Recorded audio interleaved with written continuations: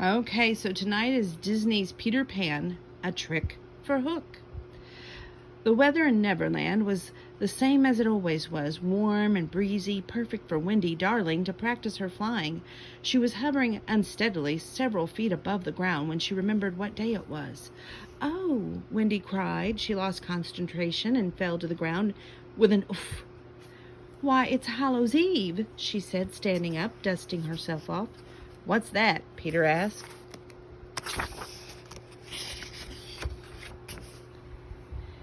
"It's a holiday with all the kinds of spooky things," Wendy explained, "and some not so spooky things, too, like bobbing for apples." "And turnips," John added. "Tell about the turnips, Wendy." "Oh, yes," Wendy said. "You hollow out a turnip and you give it a face and you put a candle inside," Michael finished. "That sounds boring," Peter declared rudely. Wendy thought it over, and, "Well, I don't think it's boring," she said. "You know, they all say that All Hallows Eve is the night that all the ghosts come out." Peter's eyes widened. Now that was interesting to him. "I love ghosts," he cried. "Are they scary ghosts?" Wendy nodded gravely. "On All Hallows Eve," she said in a whisper, "the bats stay home. The owls hide in their trees. Even the spiders are afraid to show their faces. That's how scary the ghosts are." Peter shivered. "That's spooky," he said. He examined his arms. "Look, I've got goosebumps." The children all piled into Peter's hideout as Wendy continued describing All Hallows Eve. "People play tricks on others on All Hallows Eve," she said, "and they tell spooky stories." "Like what?" asked Peter. "Well, there was the story Papa used to tell us about a haunted turnip," Wendy said. "It gave me nightmares." Peter looked thoughtfully. In fact, he looked as if he was hatching a brilliant scheme. "Tricks," he said, pacing back and forth. "Spooky stories, nightmares." Then he flew straight up to the ceiling, so fast he almost hit his head. "I've got it," Peter said. "We'll play an All Hallows Eve trick on Captain Hook."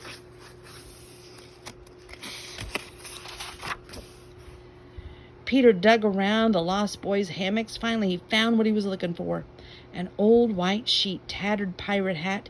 "If there's one thing Captain Hook is afraid of," Peter said, "it's the crocodile who ate his hand. But if there's one thing all pirates fear, it's the ghost of the old sea dog." "Who's that?" Wendy asked nervously. "He's from a scary story pirates tell each other," Peter said. "A legend that he was supposed to have been wickedest and cruelest of them all." Peter tossed the sheet over his head and tossed the pirate hat over that. "We're going to make Captain Hook think that an old ghost of the old sea dog Neverland at this All Hallows Eve," he said, "is haunting Neverland this Hallows Eve," he said. "Woo," Peter added, just as his high, spooky tone. "Shiver me timbers." Wendy shuddered. She knew Peter was under there, but it was still a bit scary. Peter, Tinker Bell, and Wendy and the boys snuck down to the beach as quietly as they could. Evening has fallen, and they had struck to the hot shadows as they went. When they reached the water, Tinker Bell sprinkled Wendy and the boys with pixie dust.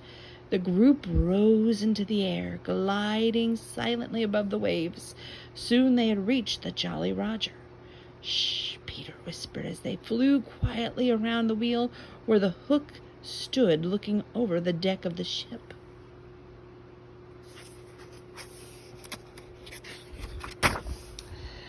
The night air was still, and the sound of the ocean lapping at the sides of the ship faint. Wendy, Peter, and the boys hovered silently at the shadows of the ship, breathing quietly as they could manage aboard the Jolly Roger. Hook shifted from one foot to the other. The shuffle of his boat heel on the deck was eerily loud. "All Hallows Eve," Hook muttered to himself. "I hate All Hallows Eve." "What's that, Captain?" came a jaunty and unsuspecting response from the shadows. Hook jumped a mile in the air. "Smee," he yelled, "don't sneak up on me like that." "Sorry, Captain," Smee said. "I forgot how you hate All Hallows Eve." "It's bad enough having that crocodile skulking around," Hook whined. "Now I have to watch out for ghosts on top of it." Hidden from sight was Peter, who winked at Wendy. "Woo," Peter moaned softly, still hidden at the side of the ship. "What's that?" Captain Hook called sharply. "Woo," Peter added a little louder. "Who's there?" cried Smee. "It is I," Peter said, and he rose quickly to the deck, his shirt fluttering in the ocean wind. "The old sea dog." He flew straight at Hook, moaning and screeching. "Obish got shins!" Hook screamed and flung himself to the deck. And there's Peter. Laughing, the children fled as fast as they could. The look on Hook's face had been priceless. "Where's Peter?" Wendy asked when she and her brothers landed on the beach. The boys looked around, but Peter was nowhere to be found. "Let's get home," Wendy suggested. "Maybe he'll meet us there." But as they approached Peter's hideout, the hair on the back of Wendy's neck began to stand up. They could see an eerie glow through the trees, a glow like... "Boo!" Wendy gasped. A ghastly face appeared in front of them. A grinning head with no body bobbed and staggered through the air. It was a floating turnip.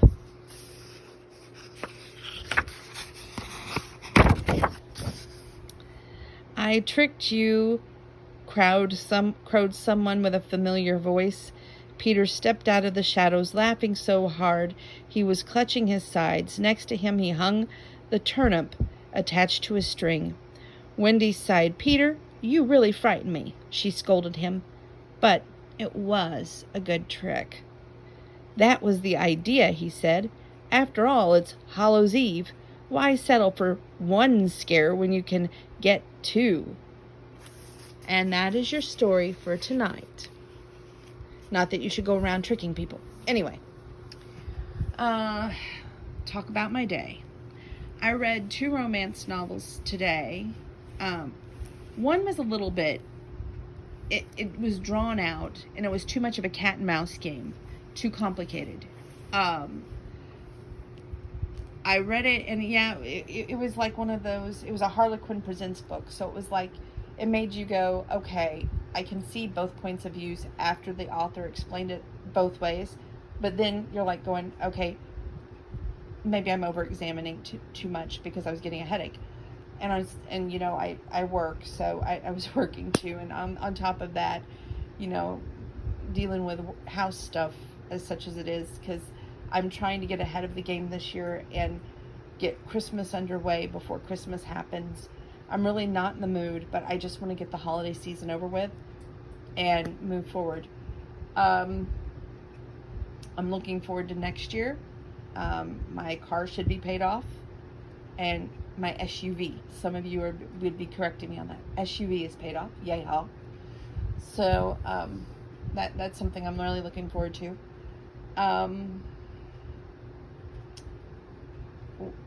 My niece works at a daycare, so she asked me last night if I would order a Happy Meal, and I said no, I don't want to be a part of this madness. But tonight I decided, you know what, I'm going to order the Happy Meal, and Grandpa got extra fries out of it. I got an extra iced tea. It was pretty good. So anyway, she's got her bucket. I'm happy for that. And came home, and we were watching Country's Family Reunion, which, because there's no baseball, St. Louis Cardinals, which you should be playing right now, we need to find like a channel where it's St. Louis Cardinals 24/7, because that is exactly what he wishes he would be able to watch all the time when there's no country music on that he likes. So anyway, we watched Country's Family Reunion. While we're watching it, I was like going, there's a smoke smell in the house. And Grandpa looks at me and he's like, no, there's not. It's your sinuses, or you're overreacting. And I'm like, no, there was really a smoke smell in this house. So I was talking with my mom on FaceTime later on, And she's like going, well, the smoke smell, no doubt, is because the furnace filter needs changed. And until she said that, it didn't even hit me that she's probably right. He ran the furnace all summer, and then, we're getting into the winter, and he's running the furnace still, and my allergies have been terrible for the past 2 nights. Of course, got to remember, I had the shot for the flu, so I'm trying to, make sure it's not a reaction to that. So going forward with that. Grandpa got his blood taken yesterday. I think I told you all that, though. We go back to the doctor coming up. Peanut goes to have his teeth cleaned coming up. That's a major thing. We've never had an animal with a dental cleaning before, so we're a little scared on how that's going to take place. I've got another book that I plan on sharing with you. I get to see my work mom on Saturday and drop her magazines off. There's been questions about what I'm going to do with this 5-minute Halloween stories. I'm going to try and push as many through that I can that I approve of before Sunday. I'm going to offer the book to my niece first, and then if she doesn't want the book for her daycare class, then I'll go from there. I'll keep you updated. I'll let you know what's going to happen with the book, because there'll be a lot of questions, I'm sure. A lot of questions have been lately about my salad eating on Instagram. Well, McDonald's does not sell salad. And I have went back to when I get around, like to Aldi's or at one of the stores, and they have packaged salad, I have been going back to eating my salads again. Does it have to do with my Halloween costume? Absolutely not. I got my Halloween costume in my size. I was prepared before this holiday season. I just knew with my PCOS and my weight, it was never going to be where I want it, because I don't get to work out as much as I used to. It's just like when Grandma needed me and was very dependent upon me. I'm doing that now with Grandpa. So I'm having to adjust my lifestyle accordingly.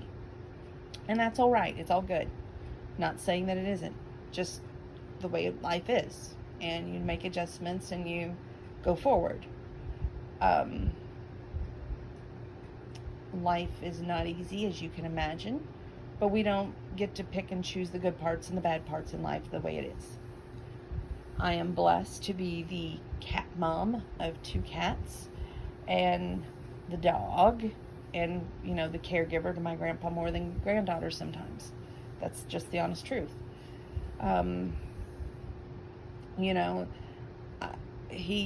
It's so funny when we were watching the baseball game, the end of the season more or less, before they stopped playing on Bally, they would advertise these bats, for the farewell to the season of 2022. And Grandpa said that would be really interesting to own, and it would be a conversation piece and something that would draw value for years to come. I took those words to heart, and I'm hoping that I can get a baseball bat in chrome that has Albert and Yachty on it and everybody else, because, baseball is near and dear. It was something that we looked forward to, and every day, what time's the Cardinals going to be playing, what time's game, what channel is it on, I don't want to miss it. It's just something that, last year it became something because of the cats. They were very young, and they were kittens, and they heard the word Cardinals and baseball, and they were right in front of the TV, and then it became, oh, let's watch the game, because Grandpa enjoyed the game anyway, and it became more of a thing in our household. It was before they came in, and it would be irritating to me, but it reawakened me into the softball field, because I used to play softball as a kid. So I was like, okay, maybe I need to make more time.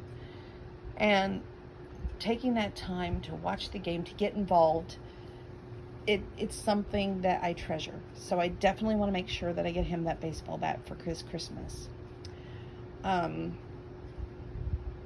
haven't got it yet, but I'm working on it. Other than that, I'm pretty proud of some of the things that I've already accomplished for the holiday season. Of course, I can't say what they are because sometimes you never know who's watching the videos. Maybe one of my Christmas gifters who's going to get a gift.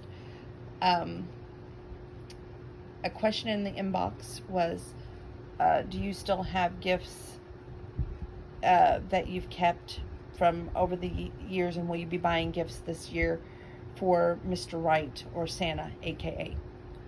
Yes, I still have 2 big bags of gifts for my Mr. Right, but honestly, I've started dwindling them down and giving them as gifts when I need to.